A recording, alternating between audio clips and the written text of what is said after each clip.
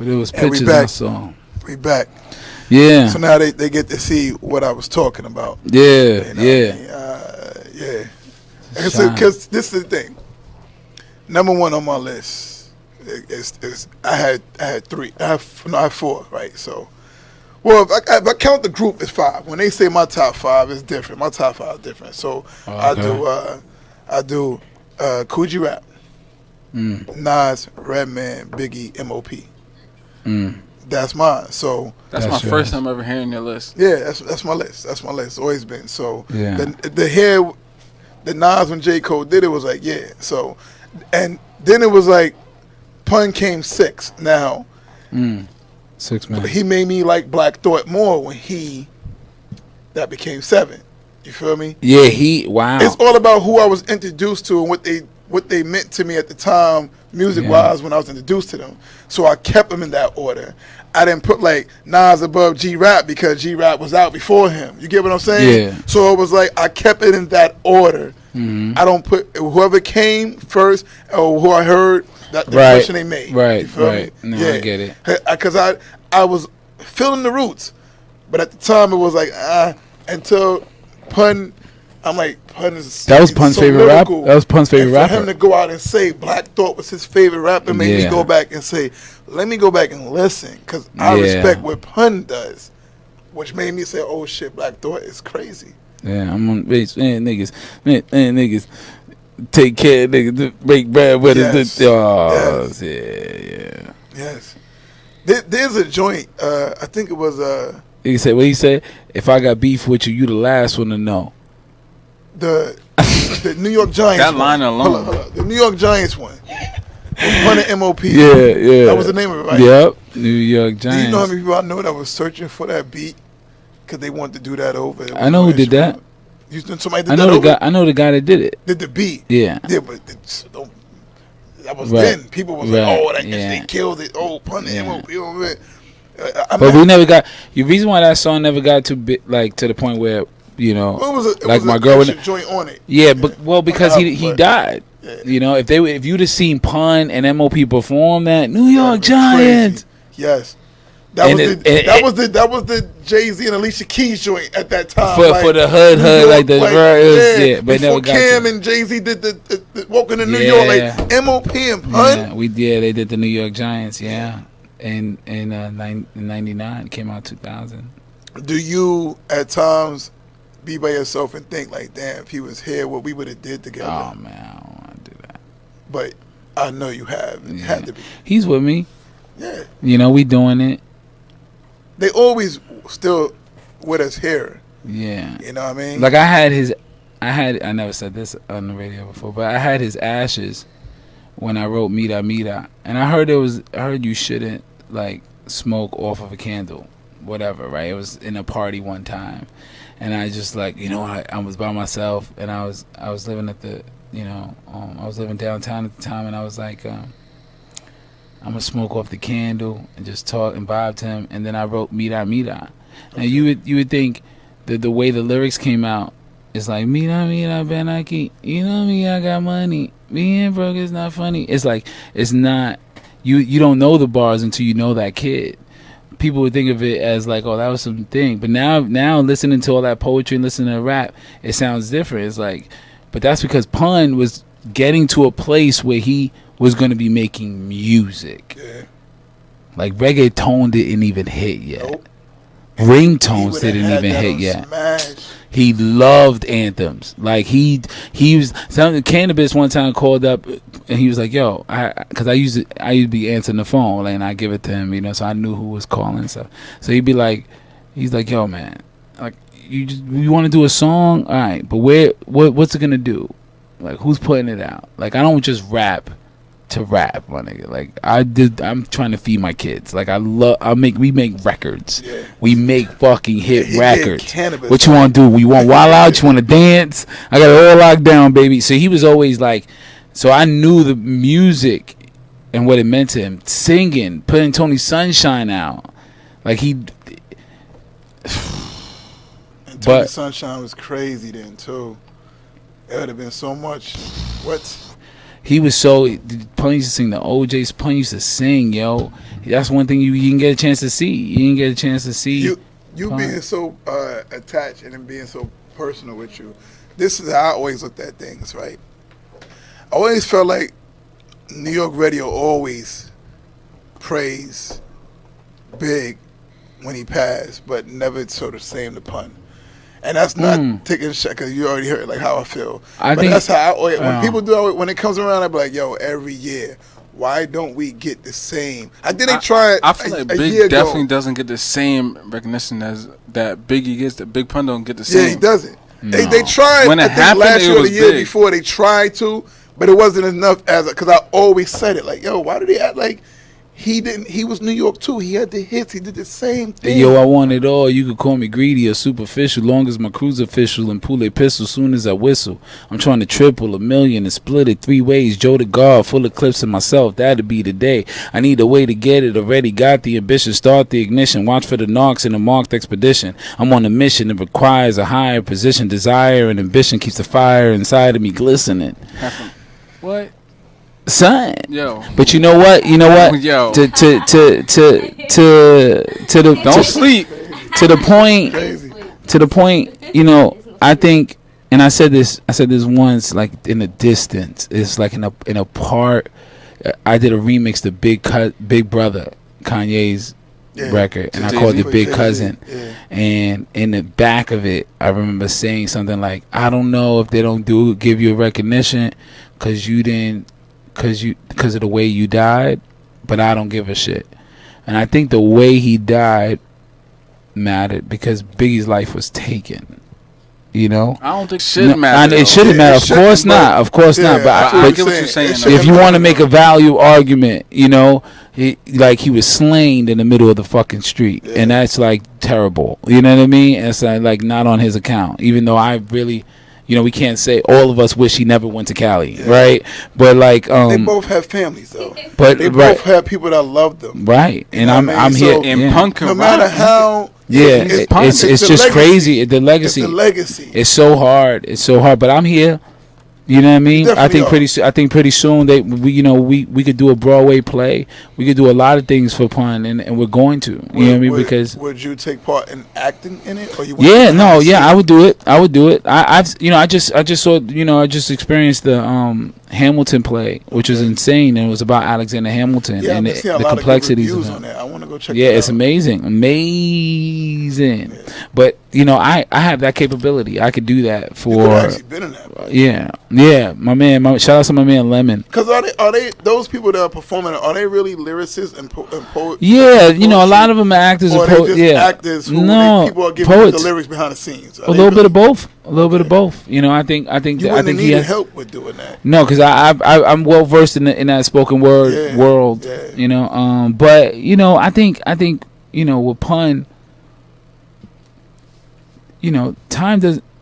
It's all about timing. Yeah. There'll be a moment where I get a chance to give him, and we'll be able to really be like. I think the fans and the people are gonna be like, what? Yeah. What? When did he drop out of school? He was saying all those things. Then let's for a second, and I got this album I'm promoting all that shit, and it shit doesn't matter when it comes to this conversation. Let's for a second understand that Big Pun, Christopher Lee Rios, came out in '98 and died early 2000. So that's crazy. Just think about all those records, all those freestyles. If he had more time, he would have went. Yeah. If he had Pro Tools. That's why I said his legacy.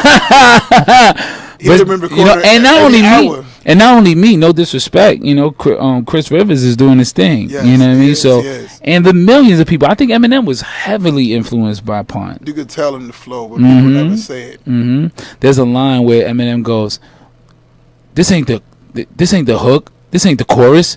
And I think it's I'm gonna kill you. You don't want to fuck with me. Girls leave. You ain't nothing but a slut to me." And I think Eminem takes the line where the song was gonna come back in, and he tells whatever's gonna sing the hook to not come yet. Yeah. When Pun did that in Punish Me, in the record Punish Me with Miss Jones, where he goes, he goes, he goes, in the third verse where the hook comes in and he goes, nah, this ain't the hook yet, fuck that. Then he keeps rapping. Yeah. Like there's small little shit like that you see sprinkled of him that. all around. Yeah, and I guess I'm close to it. I went by just off of how he would flow. Yeah. And I was like, yo, his rapid flow at times, it sounded like it had a little bit of Pun's influence on it. Because I had earlier work from Eminem before he got signed. When I was out in Michigan, he had an album, and I brought it back out to New York with me, and we used to sell it on the low. Wow. And I knew there was a spot called On the Low? Yeah, it was a music spot. That's dope. The mixtape spots. And crazy thing is, that's right. On Fulton Street, the whole Fulton Street, it was 3 spots. And the Albe Square Mall was the main one. And this the thing. There was a jewelry store right next door. That's where Pun would come get his fronts done at and his chain when he came. And I remember when I first met him. We was always in Brooklyn. Yeah, he had him laid. He was laid back in the jewelry store with the chair way back in the jewelry store. And I thought, there's nobody ever who came in here and got this treatment. They pulled out a recliner chair so he could wait in there for his fronts to be done. Yeah. Like Meth and all of them would come there to get their fronts done too. Yeah. But Pun, when he came, he got very mafioso. Sopranos was out. There was so much things that we had this joint.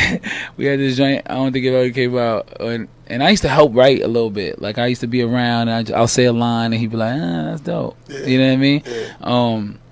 Yeah. It was like, I don't think nobody's ever heard this. It goes, it's the Loco Bananas. You heard it? They call it feds, follow us with the cameras. All that shit. He wanted to dive into those stories, those Pablo Escobar stories, and he wanted to tell movies and stories about them, like and sing, and he was gonna nail it, yo. I can only imagine, bro. Shouts to Big Pun. Shouts to you, Papo. We here, we love you, and we're gonna keep listening to you like you never left. Yeah. It's like sitting here going through my questions I had prepared for him, and it was like without him even knowing the list of questions I had prepared, he touched a lot of my questions without me asking, while telling his story that he chose to sit here and take time out to talk about his personal relationship with Pun. Yeah, I still got some, but it made the interview like so relaxed and comfortable right now. Thanks, man. Thanks for having us. Everybody over at Just Be, we appreciate the love. The thing is, right, I don't want the people to feel like I'm trying to live off of Pun. Yeah. Because I would never do that. But y'all not saying his name. Yeah, exactly. So what I'm gonna do? If it was overwhelming, I'd just be like, all right, I'm gonna go do this. But it's not. So, that's why, I guess that's why the fiery. It's so funny, when we met, you asked me about another Sean Price. And Sean Price, I told you, what he meant to me, and throughout this whole story, I didn't say that Pun was the same thing. You feel what I'm saying? People, joint stories. No, Sean Price was just an angel on the night for me one night. I was just in the studio late, and I was just, going through is this good? Am I bugging? You know what I mean, my nigga? Like, I'm going hard, but am I going too hard? What is? You feel it. You feel a good energy. You got this song. I had this song called Love You More that was hard. I loved it. And so I'm listening to it. People love it. But, I'm over here singing on the hook. And that was before, there was even, any kind of Drake or anything. It was like 2008. Well, not before Drake, but like before he popped off. And so I was singing on it. But it was witty. And it was some BX shit. And Sean was like, yo, no, nigga, you nice. And he was able to, like, he was telling me how not to stop and not really give a fuck. Like, he gave me I don't give a fuck. Whatever you say, this shit is dope. Yeah. Even though Pun was doing that, he was working so much and I didn't get to see him. I was just a young kid. There's very few people that I was able to be around that, influenced me in different ways. And Sean Price was like an angel in the night for me, man. He just came, and from that point on, I've never, second guessed myself. You never I just like, yourself. This shit is me. You had for that whole Sean Price tribute I did, for everybody that I asked them 2 questions, you had 3 people who said that it was just you, which was Skyzoo, who shout out to Skyzoo, stopped Shout by out here to today, Skyzoo. and Torre. Y'all three all had that, yo, because of him, at one point, bow. You know what I mean? It was like his words meant that much to y'all as human beings, as artists, that it was like, yo, I take what he said, and this is what it is. You know what I mean? Like, it solidified things. That's a big statement. But you had Pun and Sean Price. Well, I just more people than that. But I had a lot of people, in my life. I also had T.I. in my life at a certain time. Sure. And I got to watch him make the King album. I tell a story I never told. We got time? Yeah, we got time. I tell a story I never told. Okay, so we're driving in something purple. You know what I mean? I don't know what the fuck it is. T.I. got a few cars. It's definitely buttons that you have. It's a Ferrari, right? Yeah. I think it's a Spider or something like that. And we driving from skate practice. We had skate practice. And then he was like, all right, you going to come with me in the studio? I was like, yeah, let's go. You know what I mean? But I never told him I rap. I told him he knew I do poetry because Def Poetry had came out and people saw it on HBO. Wait, what about the Spit movie? The Spit movie, I mean. Wow, you went back. Yeah, I remember the Spit movie. That was a documentary. But so we get in the car, right? And my nigga, let me tell you something. We're driving fast. Like, there's no kind of fast. Like, this is like, we're doing 140, 144, I remember. And, I know that planes take off at 177. This is in my head, I say, 177, we're supposed to be able to fly for a little bit. You know what I mean? Yeah. So, we drive in 144. He slows down to a slow 110. And he sees the cops. And we fly by the cops. And he's flying. And I go, right, what the fuck is going to happen? And he's like, nigga, they know it's me.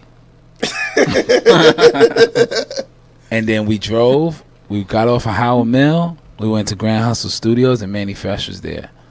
And I was like, yo, my nigga, like, don't do that again. You know what I mean?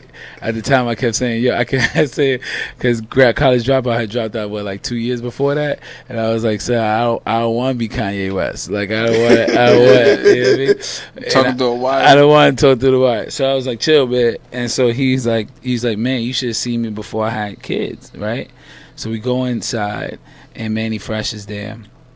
And Manny's killing the beat, and Manny's doing Manny like in the studio, like a magician. Like he has, everything in order, and it's just like, all right, now this, all right, now that. So I'm listening to the beat. The beat is incredible, and I'm watching Tip go through his motions as a writer, and the way he goes through his motions. And I just stand back. I was a fly on the wall, Yeah. I was like, yo, just soak that shit up. Don't try to get signed, my nigga. You know what I mean? It wasn't about that. And so I watched him, right? And then he said, police trying to pursue me is nothing but gas getting. Addicted to fast swimming. Guess I'm one of my dad's children. You think I'm bad now? It's just seemed before I had children. He just said that shit to you in the car, and you just lived it. Wow. And you then I heard I seen the world hear it. So I just saw how available that was. Yeah. You know what I mean? I saw how me saying Nas is better than you turned into a line, which turned into, I'm gonna get him when I'm one of the same trackers and I'm going hard. I seen how, it's just almost like I affected culture in some kind of way. You know what I mean? Without even me knowing it. You know what I mean? Because that line is hard. It's just like, and it's like, word. He was a different person. He must have been a different person if he's this crazy now, driving down one ways and all that. But it was that was amazing to see, to be around that young man, become a millionaire and get a movie and get his album, and then and watching how his life changed, when he lost his friend, which was my friend as well, Falon Johnson. When I got a chance to be around Falon, rest in peace to him, before his demise, that day in Cincinnati, and just watch this king, turn from creative as fuck and on it to introspective and what am I going to do next and how I'm going to protect my family, and watching these kings, you know, being moved around this big chessboard. You know, I was able to experience a couple of, you know, those things in life.